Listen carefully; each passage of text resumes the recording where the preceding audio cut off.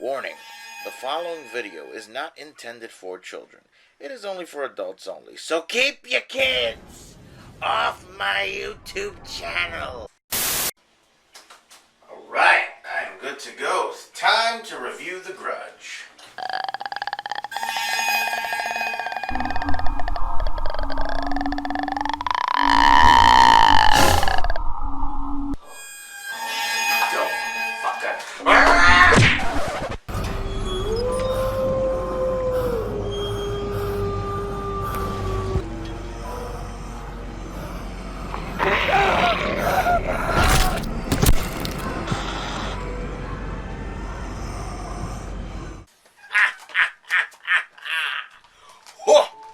Happy New Year, horror freaks.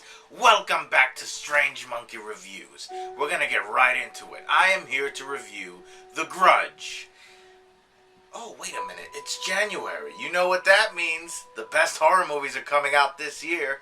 Or this month. Right?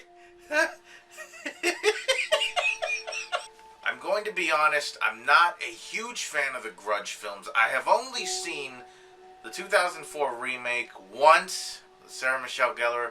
I don't even remember what happened in that movie. So in order to prepare for this, I had to go to the source. Japan. Ju-on. The original Grudge movies. And I will say, The Grudge, it was okay. It's, you already know what to expect in January. A film that promises to be scary. Scarier than anything that you have ever seen before, and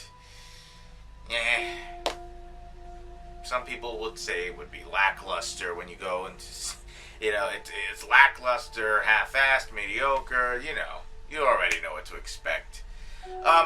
This film is somewhat of a continuation of the American versions of the Grudge films, because this takes place in 2004, then in 2005, and then in 2006. You following me here? I like the acting. The plot was okay. I didn't have a huge problem with it.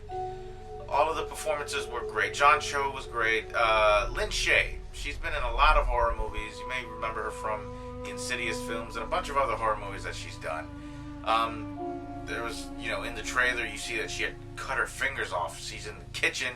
When the detective spots her, I was like, holy shit. Great cinematography and the use of imagery and lighting. For some reason, in most of the scenes, yellow. Just yellow everywhere. I don't know if there was some symbolism behind that, along with the imagery. I'm not sure. Is it scary? Not so much.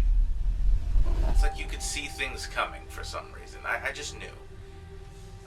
But in Ju-on, the film did not have to rely on so many jump scares. One thing that I did not want in this version of The Grudge is, please, I just walked in there thinking, please, I don't want jump scares, constant jump scares in every scene.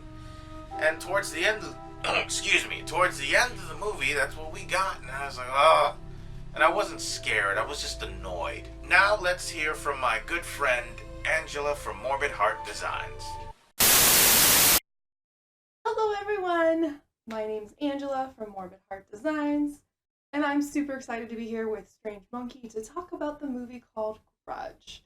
If you're interested in a more in-depth talk about the Japanese original, the American original, and the new American remake, please go over to my channel, Morbid Heart Designs, subscribe, and check out that video. So the premise of the 2020 Grudge is that one of the characters from the Grudge 2004, whenever that was, the Sarah Michelle Gellar version, leaves the home that movie focuses on. She brings the curse, the grudge, with her to America.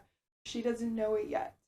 She gets there, she kills her entire family, and things ensue from there. I felt like this movie relied too much on the Japanese original and the American original's scary elements. It didn't come up with its own, in my opinion, horror movies.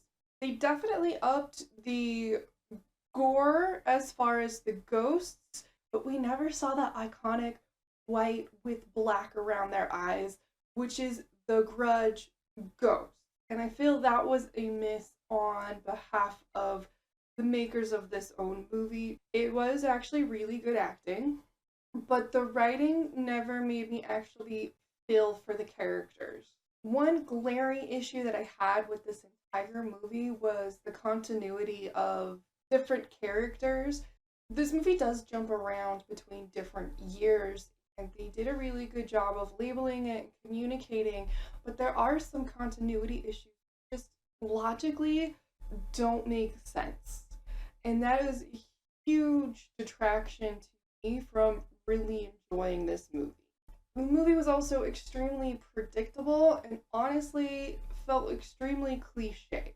So now I bet you're wondering, what do I rate this movie? I do rate it 1 Zombiever out of 5 because it fell flat in so many ways and I really didn't want it to, but I'm not surprised it did.